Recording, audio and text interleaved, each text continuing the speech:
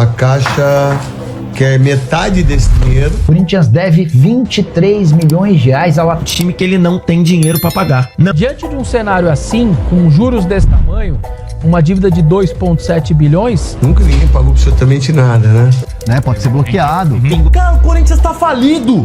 Tá com uma conta de 3 milhões. Então, essa denúncia aqui é criminosa, cara, inacreditável. É a Caixa Econômica. Seguinte, nós estamos falando de um clube que tem juros de 300 a 330 milhões. Dinheiro em troca de tomar conta do futebol, você pode ter certeza que vai aparecer um monte. O problema é que as pessoas que estão no Corinthians querem um aporte financeiro, mas querem continuar mandando. Aí essa conta não fecha. Isso aqui é criminoso. Olha o que tá acontecendo no Corinthians. Olha aí, ó.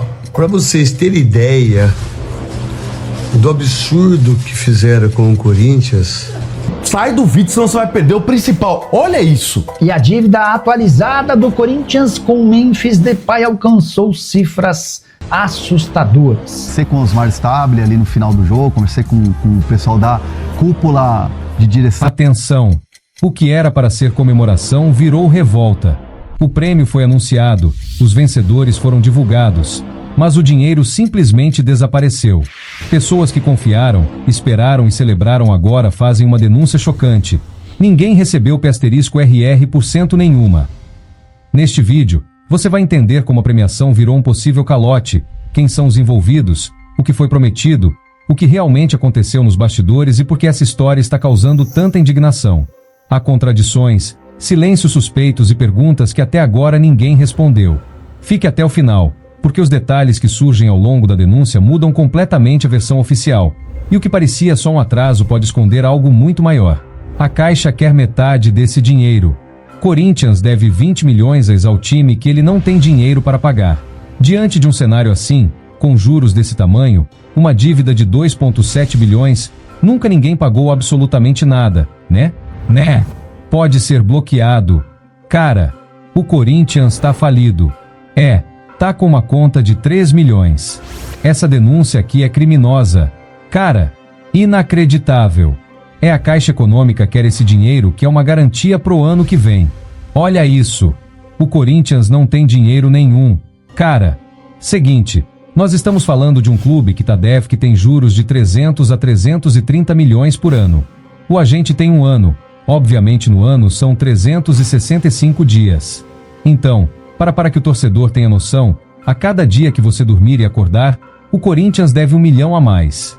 Só com juros da dia. Só com juros. Acordou mais 1 milhão. Dormiu, acordou mais 1 milhão. Basicamente essa é a conta do Corinthians.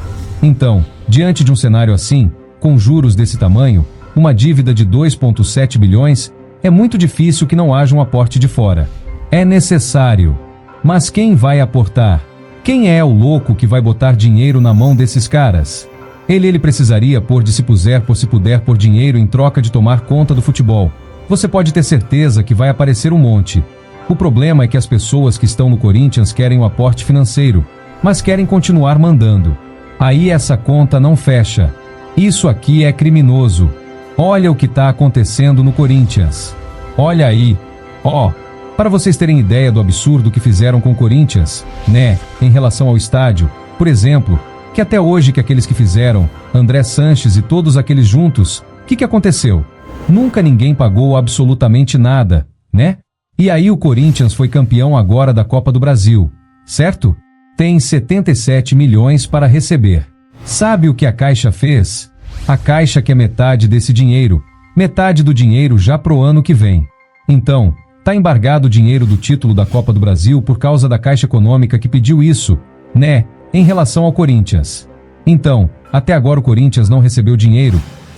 Porque até o momento o Corinthians e a Caixa Econômica quer esse dinheiro que é uma garantia pro ano que vem. É uma garantia pro ano que vem. Dá uma olhada só.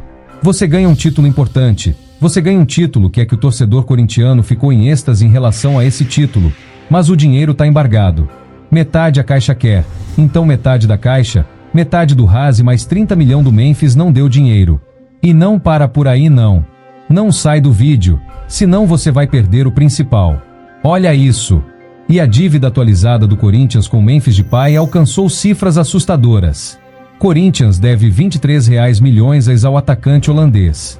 Número divulgado na última reunião do COR, o Conselho de Orientação do Corinthians, para desespero dos dirigentes corintianos que estão horrorizados com o contrato firmado entre o clube e o atacante. Importante lembrar que em setembro a dívida do Corinthians com o Memphis era de 18 milhões de reais. Na oportunidade, as partes se acertaram para a quitação de R$ 9 milhões ao longo dos próximos meses até fevereiro. E em março do Corinthians pagaria outros R$ 9 milhões. Só que a dívida de setembro para novembro já cresceu mais R$ 5 milhões de reais, alcançando 23 milhões. Aí você deve estar se perguntando, mas Nicola, por que o Corinthians deve tanto dinheiro ao Memphis? Porque o contrato é muito ruim pro Timão. Entre esses R$ milhões há 2 bônus por gols, participações em gols e jogos no primeiro ano do contrato. Há também uma dívida em relação ao prêmio pelo Campeonato Paulista que ainda não foi paga. O Memphis tem direito a R$ 700.000 pelo título do Paulista, mas como houve atraso, esse valor já pulou para R$ 5.200.000 além de luvas. Prêmio pela assinatura do contrato venceu em setembro mais uma luva de algo na casa dos R$ 6 milhões de reais.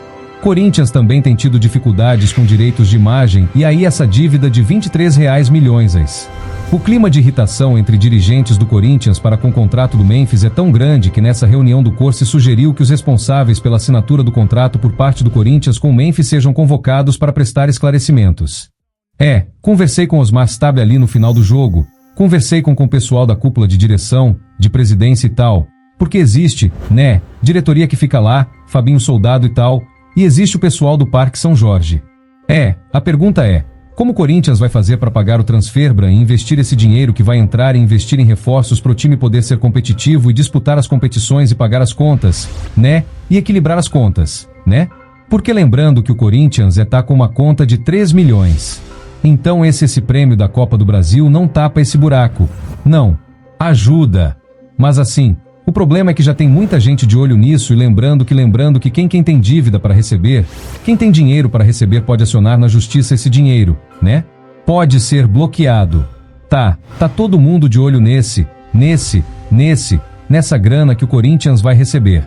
O Corinthians foi campeão com um time que ele não tem dinheiro para pagar. Não é o primeiro a ter a fazer isso, mas talvez seja um dos últimos. Por quê? Porque essa realidade do Corinthians e que é a realidade do Corinthians. Corinthians foi campeão com o Transferban em vigor e pelo menos mais 3 encaminhados. Tem o Transferban do dinheiro que não foi pago a Matias Rojas. Tem o Transferban da 3 ou 4. Transferban do que não foi pago ao time japonês pelo Kaká. Transferban do que falta ser pago ao Tadeiros pelo Garro e Transferban do que falta ser pago ao Shakhtar pelo empréstimo do Maicon. Tem um Transferban em vigor do Félix Torres, 40 milhões. Não sei se o Corinthians vai pegar essa premiação de 45 milhões mais ou menos e vai pagar. E tem outros vindo aí. Mais 40 milhões pro Haas, mais uma quantia pro Garro, mais uma quantia pro Kaká, PRPR pro clube da venda do Garro, pro clube japonês da venda do Kaká, do empréstimo do Michael. Então assim, o Corinthians foi campeão com um time que ele não tem condição de pagar. Isso tá muito evidente. Mas outros times já aconteceram. Sim, já aconteceram muito na história do futebol brasileiro. Se for lembrar no século passado, então, praticamente quase todo mundo. Quase todo mundo. Então, assim, é a realidade do Corinthians hoje. E aí, nação, cara, é inacreditável, Mesmo o Corinthians sendo campeão, não tem um segundo de paz. Mais uma vez um dinheiro importante que entrar no Corinthians é bloqueado. Corinthians acabou de ser campeão da Copa do Brasil, ia ajudar muito e agora tá lá, tem que pagar a dívida, não tem o que fazer. É isso. Cara, o Corinthians foi campeão. Memphis Depay, muito legal ter o Alberto no time. Muito legal a contratação do Garro. Mas o Corinthians não tem dinheiro para pagar. O Corinthians não tem dinheiro para ter esse time. Teve que comprar o Gu Souza o ano passado. Não tem dinheiro. Cara, o Corinthians tem que vender. O valor que o Corinthians paga nessa galera. A folha salarial do clube com esses gastos, com esses jogadores, é muito alta. Condição que o Corinthians não tem nenhuma de ter mais de 3 milhões de dívidas. E vocês viram aí, a cada dia que passa, o Corinthians paga 1 milhão a mais de juros. Vai terminar o ano que vem com quanto de dívida? 4 milhões. 4 milhões? É isso. É falência. Rapaziada, não tem como. O Corinthians ele ganha pelo menos 1 bilhão todo ano. Todo ano o Corinthians consegue uma renda que entra no cofre do clube com 1 bilhão. Mas aí você deve 13 e aí faz como não faz, né? Equipe daqui a pouco fale. Isso é inadmissível. O Corinthians tem que enxugar o gasto para ontem, senão já viu, né? É Série B, é falência, o clube não tem como se recuperar, aí já era. Além de tudo isso, existe um ponto que quase ninguém está discutindo e que agrava ainda mais a situação do Corinthians. O efeito dominó financeiro que essa crise provoca internamente e externamente. Quando um clube passa a conviver com bloqueios judiciais constantes, transferbans sucessivos e receitas futuras já comprometidas, o mercado inteiro passa a enxergá-lo como um devedor crônico, alguém que promete, mas não cumpre. Isso afasta investidores, dificulta renegociações e encarece qualquer novo acordo, porque ninguém confia mais. O Corinthians hoje não negocia em condições normais, negocia sempre em posição de desespero. Outro fator alarmante é o impacto disso no vestuário e no desempenho esportivo. Jogador que não recebe em dia perde foco, perde motivação e, inevitavelmente, o rendimento cai. Por mais que haja discurso de união, de raça e de camisa pesada, a realidade é que futebol profissional gira em torno de contratos cumpridos. Quando salários, prêmios e direitos de imagem atrasam, o ambiente interno se deteriora silenciosamente. E isso cobra um preço alto no médio prazo, principalmente em competições longas como Brasileirão e Libertadores. Há ainda o problema da antecipação irresponsável de receitas, algo que já virou prática recorrente no Corinthians. O clube não apenas gasta o que arrecada, mas gasta o que ainda nem entrou, comprometendo cotas de TV futuras, premiações ainda não conquistadas e até receitas de bilheteria. Isso cria uma ilusão momentânea de fôlego financeiro, mas empurra a bomba para frente, aumentando o rombo estrutural. O título da Copa do Brasil, que deveria ser um alívio, virou apenas mais um capítulo desse ciclo vicioso. O dinheiro entra e sai antes mesmo de ser visto. No campo institucional, o cenário é igualmente preocupante. O clube vive uma espécie de paralisia política, onde ninguém quer assumir a responsabilidade pelo passado, mas todos querem controlar o presente. Conselheiros, ex-presidentes e grupos internos travam disputas de poder enquanto a dívida cresce diariamente. Não há um plano claro, público e auditável de recuperação financeira. O que existe são remendos, renegociações pontuais e discursos genéricos que não atacam a raiz do problema. Outro ponto pouco explorado é o risco jurídico internacional. Com transferban na FIFA e pendências com clubes estrangeiros, o Corinthians passa a ser visto globalmente como um clube de alto risco contratual. Isso dificulta não só novas contratações, mas também empréstimos, parcerias e até vendas, porque compradores sabem que qualquer valor pode ser automaticamente bloqueado por decisões judiciais ou acordos não cumpridos. O clube perde poder de barganha em todas as frentes. E não podemos ignorar o impacto disso na base, que historicamente sempre foi uma das principais fontes de receita do Corinthians. Em um ambiente de crise extrema, jovens talentos acabam sendo vendidos às pressas, por valores abaixo do mercado, apenas para tapar buracos imediatos. Isso compromete o futuro esportivo e financeiro, porque o clube deixa de formar ciclos sustentáveis de valorização de atletas. Vira sobrevivência pura. Se nada mudar, o cenário projetado é ainda mais sombrio. Com juros acumulando diariamente, receitas futuras já comprometidas e dificuldade crescente de crédito, o Corinthians corre o risco real de entrar em um processo de colapso financeiro prolongado, onde não há recuperação rápida, apenas contenção de danos. Não se trata mais de má gestão pontual, mas de um modelo que se esgotou completamente. O mais grave é que tudo isso acontece mesmo com o Corinthians sendo um dos clubes que mais arrecadam no Brasil, com uma das maiores torcidas do país, enorme poder de mídia e potencial comercial gigantesco. Ou seja, o problema não é falta de receita, é excesso de irresponsabilidade.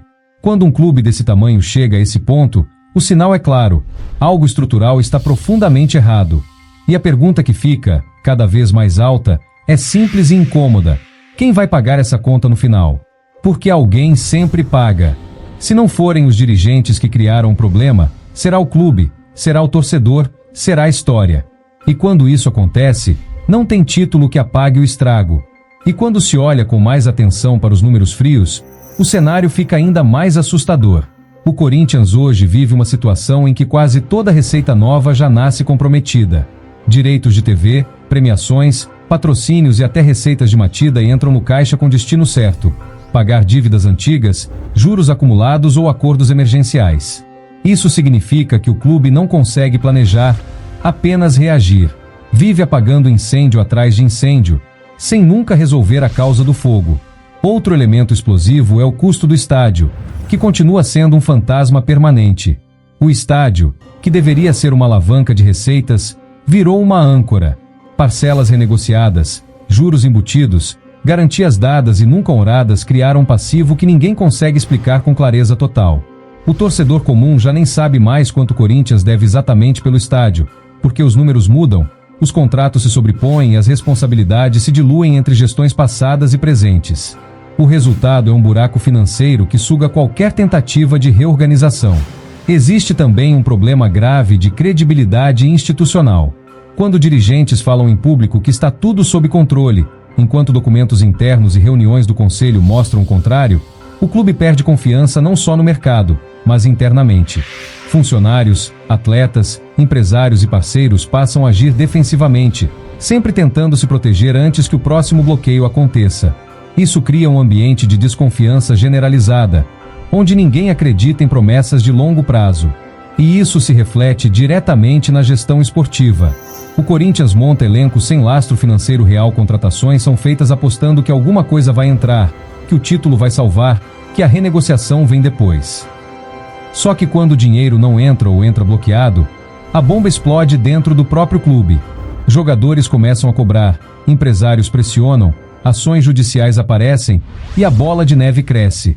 Outro ponto que começa a preocupar seriamente é o efeito da FIFA e do fair play financeiro, que tende a ser cada vez mais rigoroso nos próximos anos.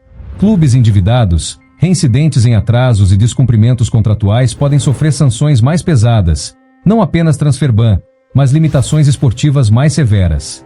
Se o Corinthians não mudar drasticamente sua postura, pode enfrentar punições que vão além do mercado de transferências, afetando diretamente sua competitividade esportiva.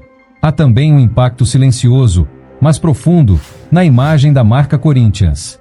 Empresas e patrocinadores avaliam risco. E hoje, associar a marca a um clube que vive bloqueios judiciais, crises políticas internas e denúncias de gestão irresponsável passa a ser um risco reputacional. Isso afeta valores de patrocínio, duração de contratos e até interesse de grandes marcas globais. O Corinthians continua gigante em torcida, mas começa a perder valor como plataforma comercial estável. E o torcedor, mais uma vez, fica no meio do fogo cruzado. Ele vibra com títulos, se emociona com conquistas, mas logo depois acorda com notícias de bloqueio, dívida, penhora e crise. Vive um ciclo emocional perverso, euforia dentro de campo, desespero fora dele. Isso desgasta a relação entre clube e torcida, porque a sensação é sempre a mesma: vitória sem futuro, alegria sem base. Se não houver uma ruptura real, não apenas discurso, mas mudança estrutural profunda, com auditoria independente, responsabilização de gestores, corte radical de gastos, renegociação séria e profissional das dívidas e, possivelmente, até discussão sobre modelos alternativos de gestão, o Corinthians corre o risco de viver um processo lento e doloroso de decadência. Não um colapso imediato, mas um esvaziamento progressivo, onde o clube continua existindo, mas cada vez mais distante de sua grandeza histórica.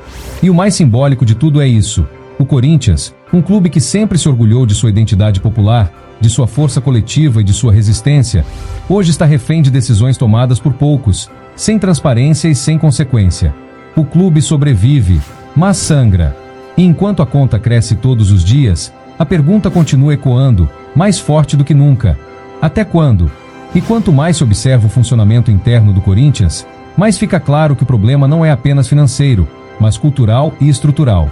O clube se acostumou a operar no limite, sempre acreditando que o tamanho da camisa, a pressão da torcida e algum resultado esportivo inesperado seriam suficientes para empurrar os problemas para frente. Esse modelo funcionou por algum tempo, mas hoje está completamente esgotado. A realidade bateu a porta, e agora cobra com juros diários. Existe também uma distorção perigosa na forma como o clube enxerga suas próprias receitas.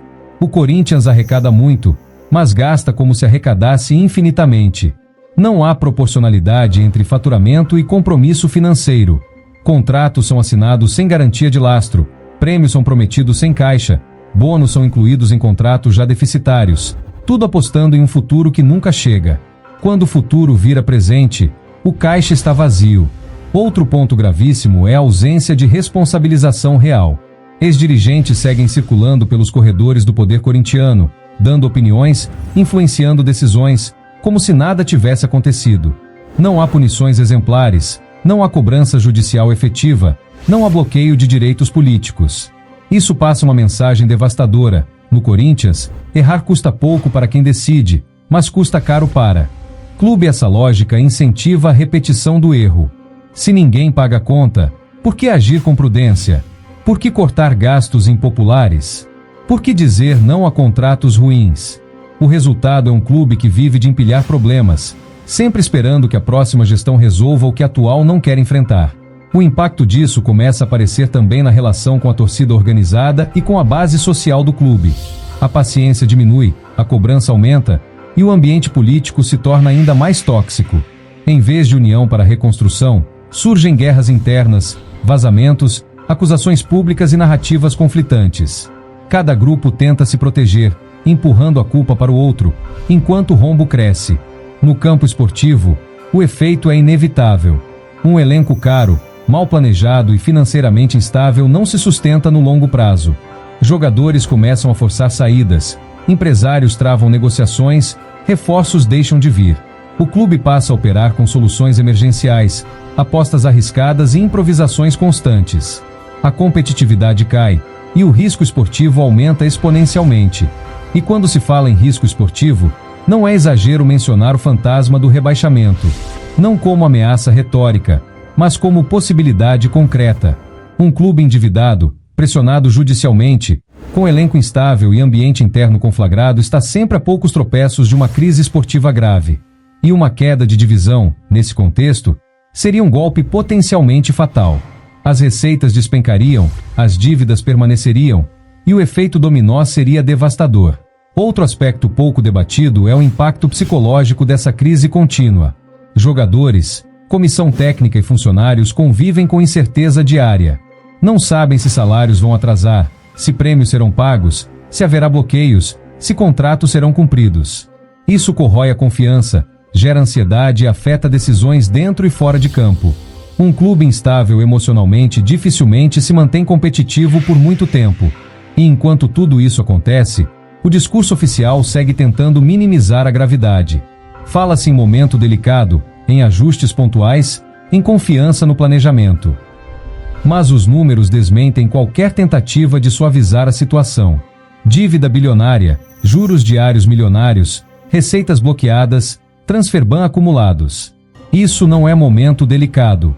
Isso é crise estrutural profunda. O mais irônico é que o Corinthians ainda tem tudo para se recuperar.